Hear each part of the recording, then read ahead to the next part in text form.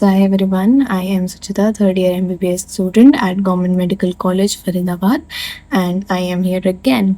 तो हर intro video ना एक अपनी लाइफ स्टोरी से बनता है और मुझे भी ऐसा लगता है कि मुझे अपनी स्टोरी सुनानी चाहिए, बहुत इंटरेस्टिंग स्टोरी है पर मैं सारी नहीं बता पाऊंगी ऑब्वियसली, सम पार्ट्स। तो जब से मैं पैदा हुई थी ना, मेरे दादू की एक ही विश थी, 3 विशेस थी एक्चुअली। हमारा बच्चा होली चाइल्ड में पढ़े, एक बच्चा डॉक्टर बनना चाहिए और एक रेस्टोरेंट खोलेंगे। रेस्टोरेंट खोलेंगे तो चलो अभी तक नहीं हुआ, देखते होगा नहीं। Holi child is a girl school तो ऑब्वियसली होना था, ठीक है। सेकंड सपना वॉज कि एक बच्चा डॉक्टर बने। अब सबसे बड़ी मैं थी। मेरी मम्मी ने बचपन से अपनी पूरी जान लगा दी है पढ़ाई में, इतनी अच्छी हो कि कोई इसको बीट ना कर पाए। तो एज अ रिजल्ट मैं प्रोडक्ट हूँ उस सब चीज का, डिप्रेशन।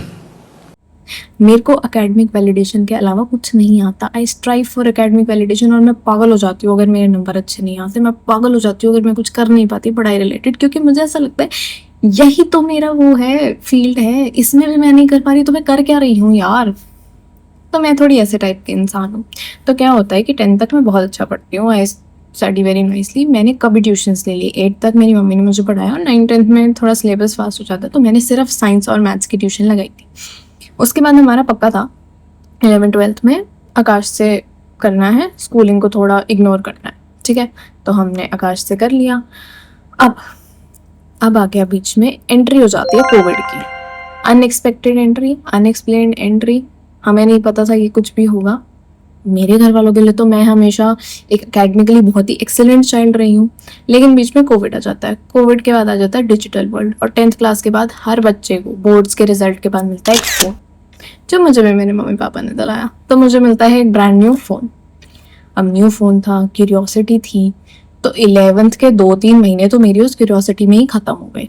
स्नैपचैट, इंस्टाग्राम, एवरीथिंग, जो भी डिस्ट्रैक्शन इस दुनिया में एग्जिस्ट करती है ना, मैं उसकी शिकार रह चुकी हूँ और मैं अब भी हूँ। I am addicted to reels, I am addicted to Instagram, but I somehow survive, I study, I pass. तो क्या हुआ कि ये सब हुआ। उसके बाद आकाश ज्वाइन करा दिया। आकाश ने डिसीजन ले लिया कि हम कराएंगे भैया आपको ऑनलाइन क्लासेस, क्योंकि हम अपने कोर्स से कॉम्प्रोमाइज़ नहीं कर सकते। आकाश ने स्टार्ट कर दी ऑनलाइन क्लासेस। आकाश की ऑनलाइन क्लासेस हुई, मुझे लगा वाओ यार, ऑनलाइन घर बैठ के हो जाएगा, वाओ वाओ वाओ, क्योंकि मेरे लिए तो पढ़ना आसान था ना। मुझे थोड़ी पता था कि ऑनलाइन क्लासेस इतनी मुश्किल होती है, इतनी डिस्ट्रैक्शन होती है कि मैं पीछे बैठ के इंस्टा चलाऊंगी या मैं क्लास लेते थे सो जाऊंगी। ये तो किसी को भी नहीं पता था, nobody was ready for that. तो स्टार्ट होती है ऑनलाइन क्लासेस। मैं 1 महीना पूरी डेडिकेशन से क्लासेस लेती हूँ।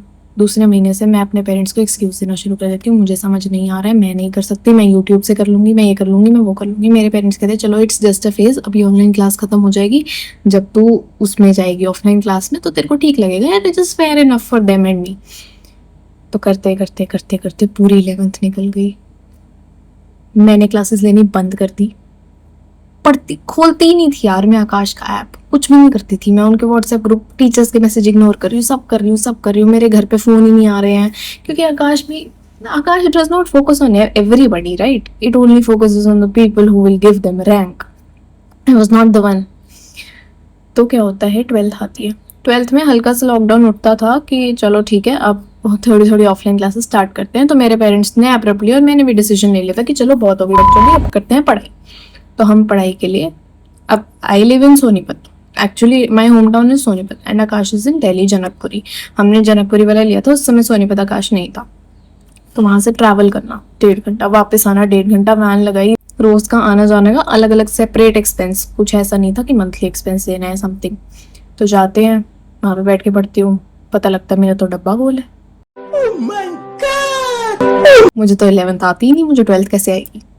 सब कुछ वो रिलेट करे, सारे बच्चे आंसर दे रहे। I remember there was this guy in our class, he used to answer everything. वो फर्स्ट बेंच पे बैठता था और उसे सब आता होता था। He, I don't know if, I think he is in MAMC right now, I don't remember.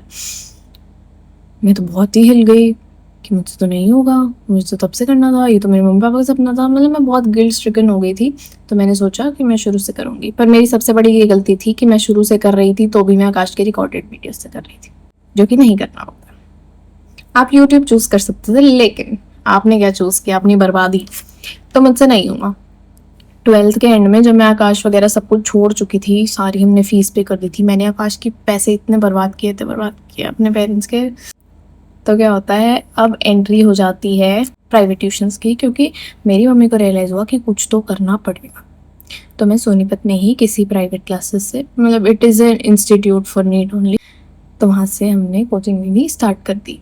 ठीक है, हमने वहाँ से कोचिंग लेना स्टार्ट कर दी और मैं वहाँ पे लोग देखती हूँ कि ऐसे पढ़ते हैं यार, ये तो बहुत पढ़ना पड़ता है, क्योंकि आकाश में कोई दिखाता थोड़ी था कैसे पढ़ना है। वहाँ पे देयर वाज दिस कॉन्सेप्ट कि आपकी इतने से इतने बजे तक क्लास होंगी, उसके बाद आप यहाँ पे बैठ के भी पढ़ सकते हो, एक दिन छुट्टी होती है टेस्ट से पहले, और छुट्टी वाले दिन भी आप यहाँ पे आके पढ़ सकते हो। तो मैंने डिसाइड किया कि मैं सारे दिन जाऊँगी, और मैंने देखा बच्चे तो बहुत पढ़ रहे हैं, मुझे तो कुछ भी नहीं आता, मैं तो कंपटीशन में लास्ट हूँ। मुझे थोड़ा थोड़ा समझ आने लग गया था कि मुझे एक ड्रॉप की ज़रूरत है, लेकिन मैं कभी भी बोल्ड इनफ नहीं हुई कि मैं अपनी मम्मी को ये बता पाऊँ और पापा को ये बता पाऊँ कि मुझे एक ड्रॉप की ज़रूरत है, क्योंकि वो बहुत डिनाइल में आ जाते हैं, क्योंकि उनके लिए तो उनका बच्चा एकेडमिकली एक्सीलेंट बच्चा है ना, मैं भी अपने लिए एकेडमिकली एक्सीलेंट हूँ। मैंने तो भाई आज तक मैंने डिफीट नहीं ली इस चीज़ में, मैं कैसे ले लूँ।